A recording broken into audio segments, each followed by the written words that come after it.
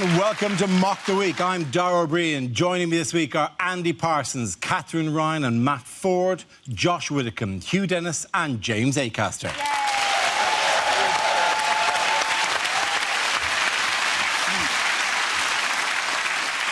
We start this week by noting that this is actually the 10th anniversary of Mock the Week, and I just want to say we're going for 10 years at this stage. It's a very magical time in a panel show's life, and we want to thank the BBC for the excellent cake they sent us about the whole thing, and one of these, whose name I can never remember. It really is quite a... Literally, there's a defect. There's this is what came. This, and a note going, you saw what happened to Nevermind the Buzzcocks. It could happen to you. I mean, that's a really upbeat start to the show, isn't it? You know, it's just the blessing we get. We start with a round called Picture of the Week. I show the panel a topical image and ask them to tell me what's happening. So, what is going on here? Is this Sepp Blatter meeting his hero, Neptune, god of the sea? Is it just happier times for DLT?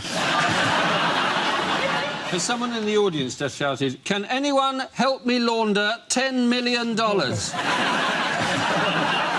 saying, this little piggy went to prison. Sepp Blatter saying, "To avoid controversy, the 2020 World Cup is awarded to Islamic State." Two people auditioning for the Happy Days reboot. Or, still as cool as ever, it's Entourage, the movie. Have Channel 5 just unveiled their rivals to Ant and Dec? And you know who exactly this is? Sepp Blatter. Yes. And what he'll look like when he crosses the Swiss border. The other bloke's name is Chuck Blazer. Yeah. Who is, weirdly, American. How American is that? He might as well be called McApplepie Stars and Stripes III. Yes, this is the news that Sepp Blatter has said he will give up his post as FIFA president after 17 years at the helm. His resignation follows allegations of corruption and bribery surrounding various World Cup bids, thanks to an FBI investigation and testimony by former FIFA executive Chuck Blazer.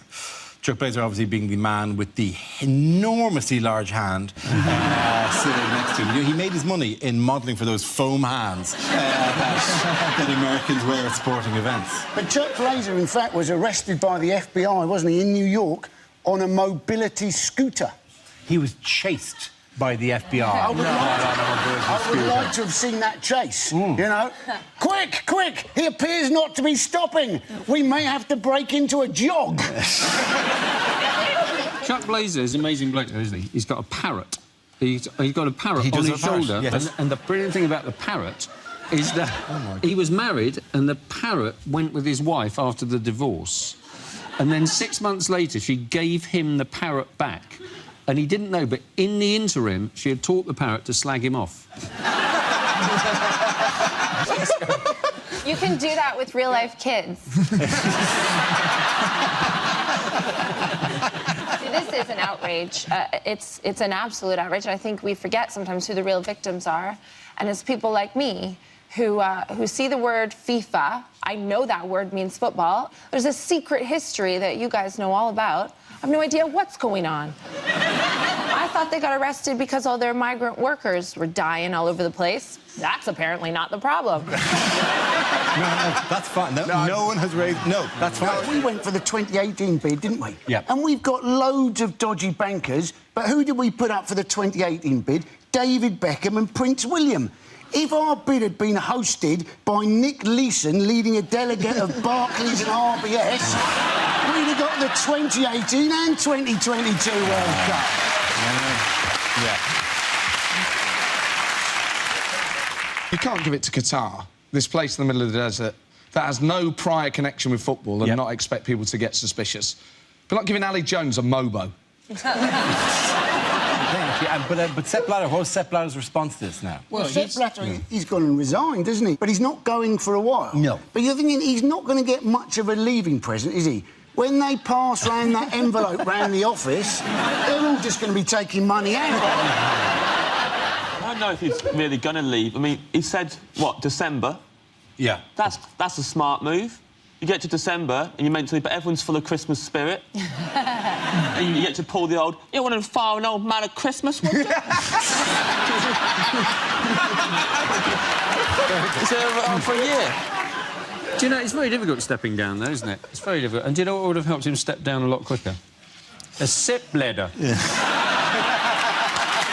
Well done. You knew it was coming.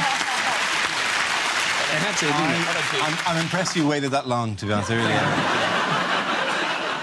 Probably been pointed out that Chuck Blazer, who's guy in the mobility scooter with the parrot and an afro that goes all the way around his face, is the one that was undercover. Do you think when he... Because they wired him up, like, whatever. And that he had just in his beard, and then he would wink to people and go, oh, say nothing, and lifted his beard, and then like a small man with a boom mic just singing in his beard. let me turn off the parrot's recording equipment. The parrot, his wife would have taught the parrot to go, he's wearing a wire, he's wearing a wire. Was it not that he didn't need to wear a wire, it's just the parrot would repeat it all back when they left? Also, they would be... surely, when the FBI were listening back to the tapes of Blazer, the first half hour was just his colleagues making fun of his appearance. Sorry, squiggle, squiggle, you wrote Game of Thrones. Squiggle, squiggle, squiggle, squiggle. You're Santa Claus. Squiggle, squiggle, squiggle. Good to see David Bellamy's in town. Also in the news this week, who can tell me what's going on here? Is that Barack Obama playing pretzel buckaroo? Or is Barack shaking the hand of the very pretzel that choked George W. Bush? It's like a German version of Come Dine With Me. Angela has broken all the plates and is serving the pretzels on a mug tray. Is Angela Merkel saying to Barack Obama, well, Barack, you must prepare for the worst?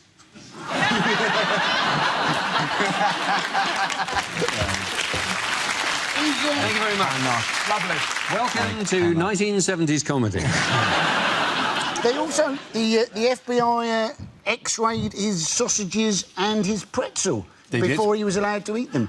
Presumably, obviously, because a wayward pretzel led to the demise, you know, almost of George Bush, and a wayward sausage almost led to the demise of Bill Clinton.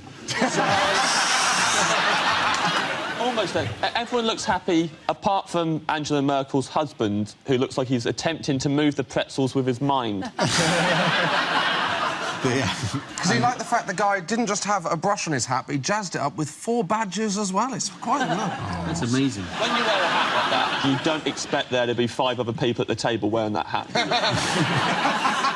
Just turn up and go, you got to be joking. I know this myself out of stuff I found in the garden. You can't possibly... Oh. The danger of drinking at 11 in the morning at the G7 is that by the time you get to the final communique, it reads, I love you. This is the best G7 I've ever been to. Dear Putin, miss you. Do you reckon they had to do that thing because, like, the others hadn't turned up? Obama had to text David Cameron and said, I'd get on it on the train, mate. Because we are going to be hammered by the time you get here. I'd get a couple of those small gin and tonics if I was you, because Angela is almost sideways already. Hang on, is this the G7 where 5 of the others have yet to arrive? Yeah, but Obama's done it. Obama's just kind of sitting with Mr. and Mrs. Merkel going, where are you? We said 11 o'clock. By the man with the squirrel hat. What are you? I'm on my own? What are you doing? Don't leave me here on my own? He's having a nice time. No breakfast is ever made better by Stephen Harper or David Cameron showing up to it.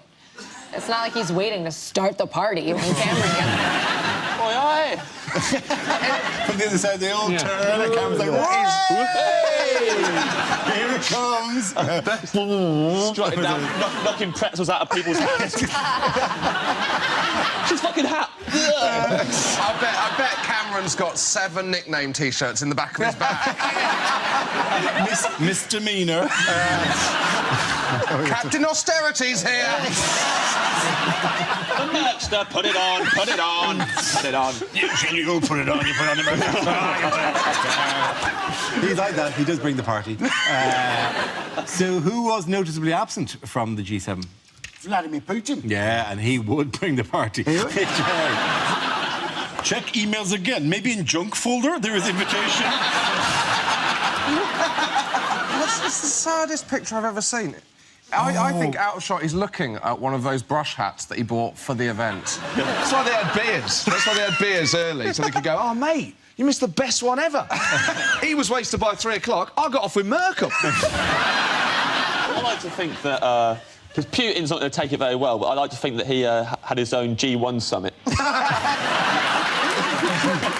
He said only an insane man in a dream would think that Russia would attack NATO. And you wondered, actually, whether he had, in fact, had that dream himself.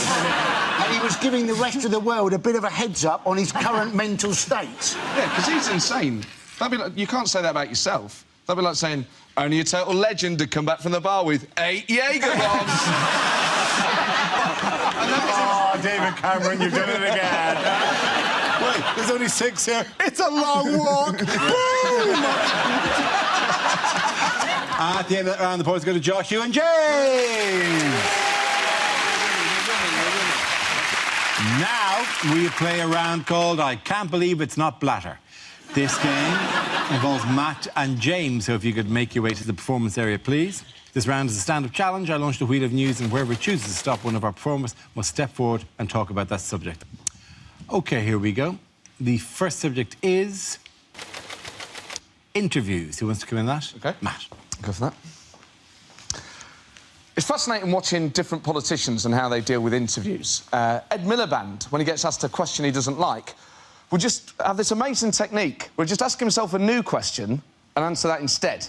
And it really works. He got asked before the election by Nick Robinson. Mr Miliband, you've said you'll set a new mansion tax if you become Prime Minister, but you won't yet tell us at what rate you would set it.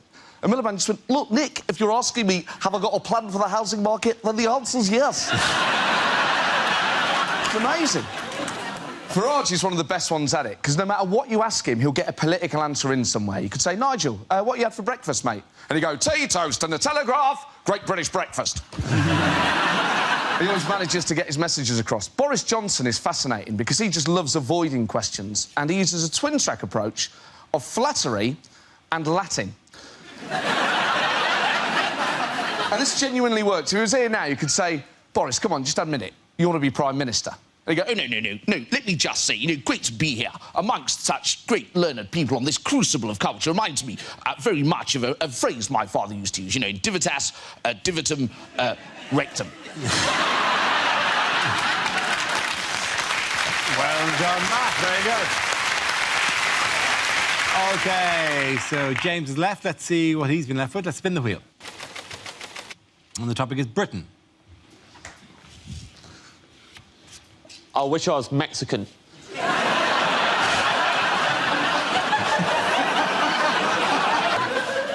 Love everything about... I love Mexican food. My favourite place to eat is a Mexican restaurant called Oaxaca. All you need to know about Oaxaca, everyone steals their spoons. So much so that every January, Oaxaca have a spoon amnesty on. You bring back one of the stolen spoons, and then they reward you with free tacos. Genius. Not only do they get their spoons back, they also get to watch while the thieves eat tacos, which I imagine have been interfered with beyond belief. Love Mexican food, love Mexican music. Mariachi music, best music in the world. Top 3 mariachi songs. Number 1. Number 2. Number 3, nothing, because there are no other mariachi songs. Ever been to a mariachi nightclub? It's full of people just going up to the DJ like, hey man, have you got yeah, I'll play it next. How about open your ears, I'm playing it right now. You can request that song during the next one.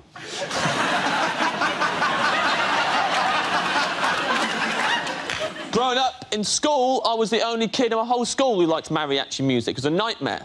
I couldn't walk down the corridor without some knob knocking my sombrero off my head. Stepping on the back of my poncho on the way in a maths class. Once, a kid wrote Chimichanga Bum Boy across my forehead while I was having my post-lunch siesta. He also drew a moustache on my face, but to be fair, that played into my hands. Very good. It's close, but for sticking to the topic, James Acaster gets the points. Well done to both of you. Come on back.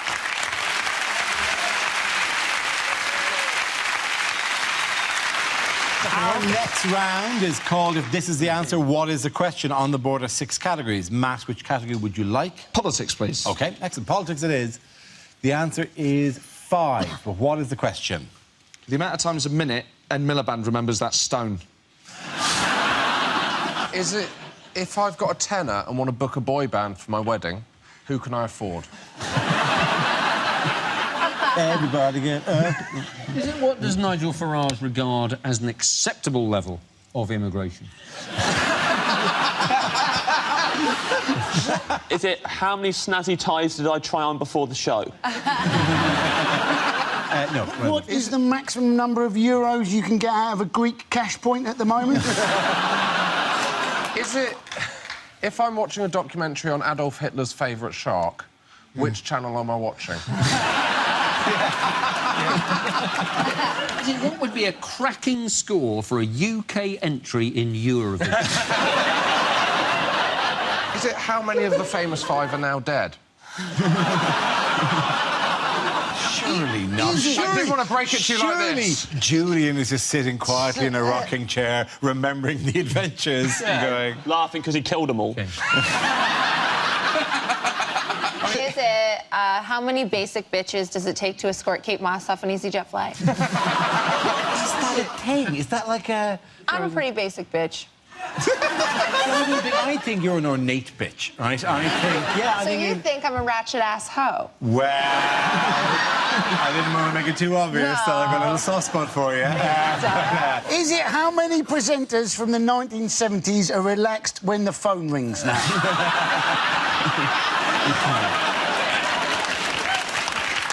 Is it how many names are currently written on Taylor Swift's blank space? Is it as a... I know it's a song. I know Taylor Swift. You know Taylor Taylor's gonna Swift? hate. Is this what we do? If ever we mention any band and you're going to do an impression? No, that's not what's going to happen here. Is it Kate Bush? One quick impression. The Village People. NWA. I think it is how many candidates are there in the Labour leadership? Absolutely right. Thank you very, very much, Hugh. Yes, correct. Yes. The question I was looking for is how many candidates have put themselves forward for the leadership of the Labour Party? Liz Kendall, Andy Burnham, Yvette Cooper, Mary Creagh and Jeremy Corbyn have all announced their candidacies. Kendall, Burnham and Cooper have already won the support of enough MPs to secure their place in the ballot. The other two have yet to. If you'd like to be reminded of their faces, why don't we have a look at them now? There's this person, and then there's this guy, and what's her face? And then your one, and that guy. So that's your lineup right there. The man from Del Monte.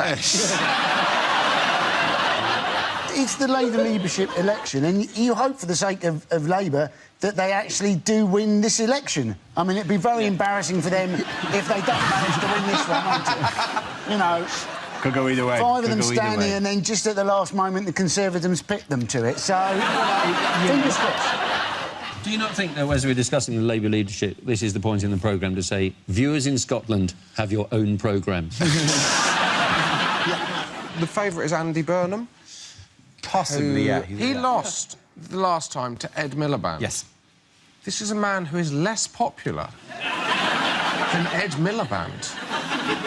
They might as well just disband the party now. I enjoyed watching Miliband, though.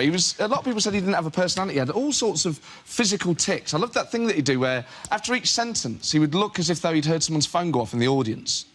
He'd go, look, there's a cost of living crisis in this country.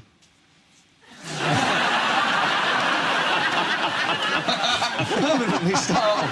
I thought you'd be okay until that big stone appeared. Until Oh, that the giant stone. monolith appeared. But he's got a lovely gravel driveway now, hasn't he? They claim that it hasn't. I'd give them 40 quid for it because I just want a rockery with the words control on immigration built into the rockery. That'd be just a bizarre... It's because his advisors said that his policies need to be available on tablet. Oh, come on! It was just... But the crushing literalism of these policies are written in stone, so I know we'll literally write them in stone. Like, I mean, no. That's like going, oh, there are lines in the sand I would not cross. Bring me the sand! Yeah, oh, I'm trapped on the other side of the line in sand. I can't get out, I can't get over the line in the sand. You realise that Andy Burnham's watching this going, that's a hell of an idea. That's fantastic. Sand everywhere.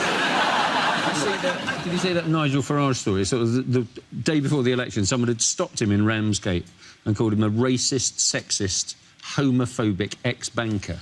And he'd replied that he'd been a commodities broker. Nigel Farage was described by his campaign spokesman after the election, said he was snarling, thin-skinned, aggressive during the election campaign, but people didn't know that he was actually on temazepam, wasn't he, during the election campaign, Nigel Farage? Because of his back? Yeah, he had a bad back, couldn't sleep at all. But he should have let more people know, shouldn't he? You know, could have just come up with a new campaign slogan, UKIP, I can't.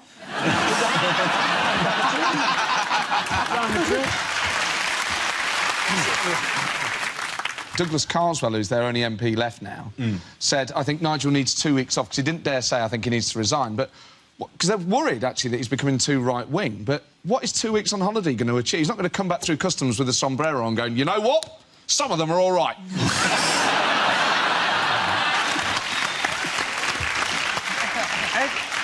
Ed Miliband went on holiday to Ibiza. You cane it big time. He's lost an election, not failed his A-levels. They should have taken the last of it, yeah. Photos coming back of him straw-pedoing a reef on Facebook. Yeah, the last thing you need in a foam party would just be his face popping out of it. You got to say about him not having character. People like Farage, because he had the pint and stuff like that. Yeah. Like, if Miliband had done shots... Nobody took shots. Nobody grabbed shots as their thing. No, you're absolutely right. He could always, like, during anything, if he's, like, doing a debate or a press conference, every time someone mentions NHS, he's got to do a shot. Ding, ding, ding, ding, ding. Oh, well, a bell goes off. That's how he could campaign against the SNP, because they're anti-nukes. It'd be very simple. You could go, look, the SNP want to ban the bomb, but there's one bomb they'll never ban. The Jaeger bomb. At the end of that round. Boys go to Mark, Catherine and Andy.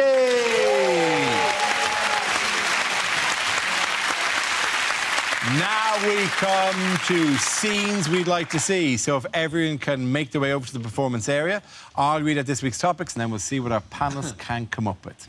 OK, here we go. The first subject is commercials that never made it to air. Fungal foot problem. Have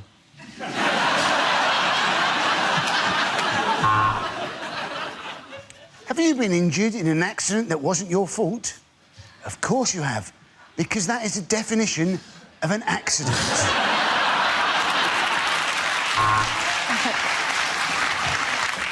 FIFA Summer Sofa Sale. Total office clear out. Bribe now, pay later. Andrex, because who wouldn't want to wipe their arse with a puppy?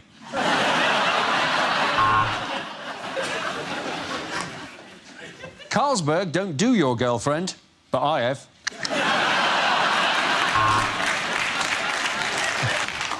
What's that? Yeah, mate, I got some bad news about your dad.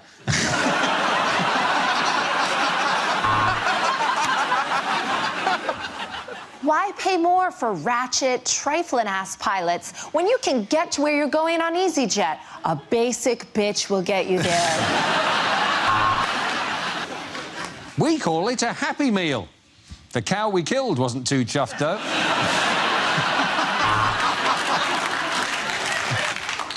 Waitrose, 2 for the price of 3.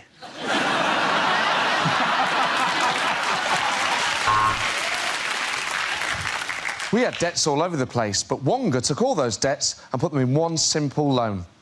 They also took our house.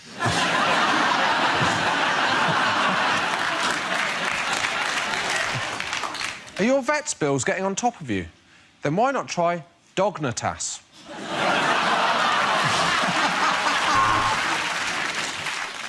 Want to save money on biscuits? Easy. Give blood.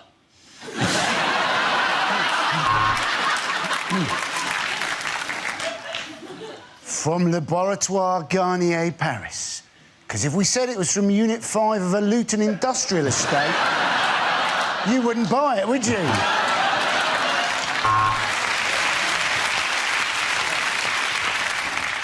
Struggling to sleep? Why not try 10 cans of Stella?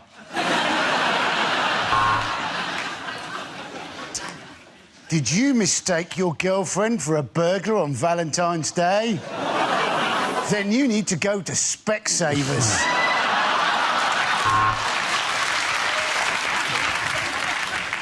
I can't breathe! I can't breathe! The Lynx effect.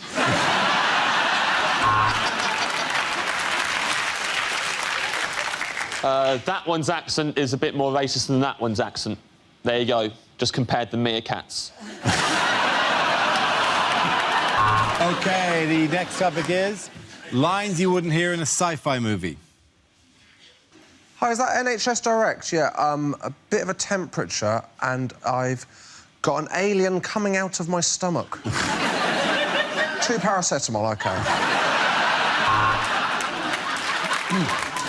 OK, Mr. Zulu. Set course for the 4th quadrant to the Orion Nebula. I think there's a Nando's there.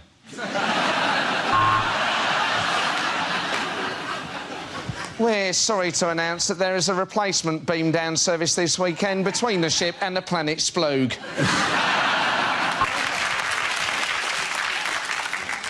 You've got to imagine this in a Scottish accent.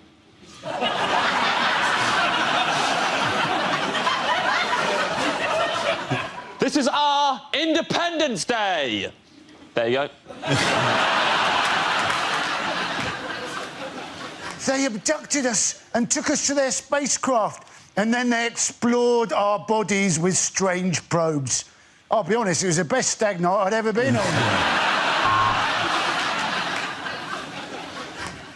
This man can now reach the full potential of his brain. Joey, wake up. You can tie your shoes. Reem.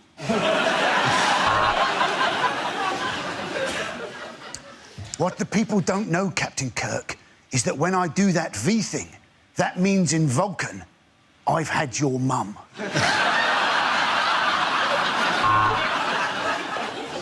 I think this time tunnel is broken. We have gone 1,000 years into the future and Bruce Forsyth is still working.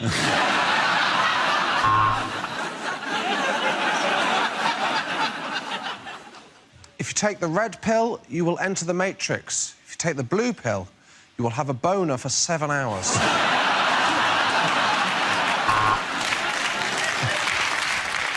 This is it. The machines are taking over. Hashtag apocalypse.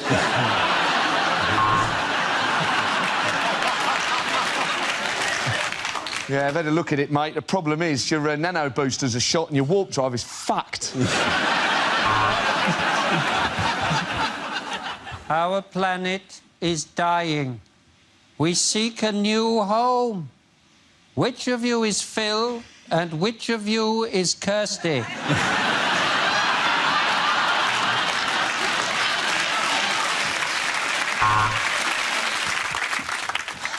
The dinosaurs are killing everyone. Why do we keep reopening this park? Who keeps giving us public liability insurance?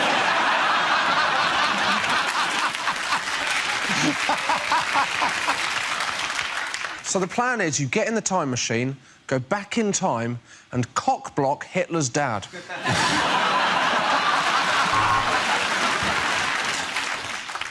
Phone home. Phone in Joan. No, phone home.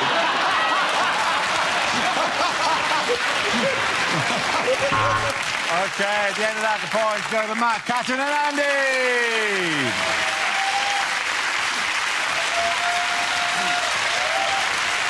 And that's the end of the show. This week's winners are James Acaster, Hugh Dennis and Josh Whittaker. Commiserations to Andy Parsons, Catherine Ryan and Matt Ford. Thanks for watching. I'm Darragh Breen. Good night.